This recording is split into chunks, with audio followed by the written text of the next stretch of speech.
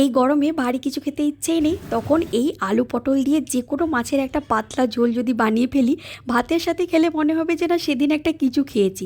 একদম ঘরোয়া স্টাইলে পটল দিয়ে মাছের পাতলা ঝোল। আর ছোটোবেলায় দেখতাম মা দেশি সাদা পটল দিয়ে গরমের যে কোনো মাছের একটা পাতলা ঝোল বানিয়ে দিত, আর এত শান্তি করে ভাত খেতাম না।